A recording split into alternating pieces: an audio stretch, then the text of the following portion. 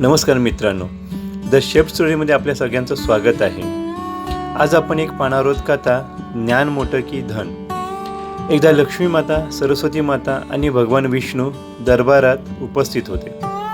लक्ष्मी माता म्हणाली, जगात सगळ्यात महत्त्वाचं मी आहे, माझ्याशिवाय कोणी जगूच शकत नाही।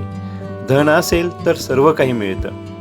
यावर सरस्वती माता हसून म्हणाली, धन असलं तरी ज्ञान नसेल तर त्याचा उपयोग काय? खऱ्या अर्थाने मोठं ज्ञानच आहे। दोघींमध्ये वाद वाढू लागला। मग त्यांनी भगवान विष्णूंना विचारलं, आमच्यात मोठं कोण? भगवान विष्णूंनी शांतपणे स्मित केलं आणि म्हणाले, मी तुम्हाला उत्तर देतो, पण आधी एक छोटी परीक्षा घेऊया।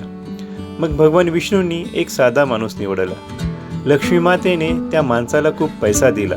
तो श्रीमंत झाला, पण पैसे कसे वापरायचे हे त्याला समजत नव्हतं। तो चुकीचे निर्णय घेऊ लागला आणि शेवटी त्याचं नुकसान झालं। आता सरस्वती मातेने त्याला ज्ञान दिलं। तो हुशार झाला, योग्य निर्णय घेऊ लागला। थोड्या पैशातही त्याने प्रगती केली। आता शेवटी दोघींनी भगवान विष्णूंना विचारलं, सांगा बरं, आता आमच्यात मोठं कोण?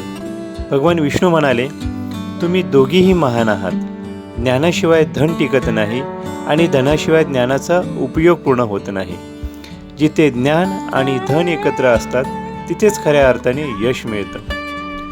म्हणून मित्रांनो, फक्त पैशाच्या मागे न लागता ज्ञान मिळवा आणि यश आपोआप तुमच्याकडे येईल। तुम्हाला कशी वाटली ही स्टोरी मला कमेंटमध्ये कळवा आणि या अशाच व्हिडिओसाठी चॅनेलला सबस्क्राईब करा। धन्यवाद।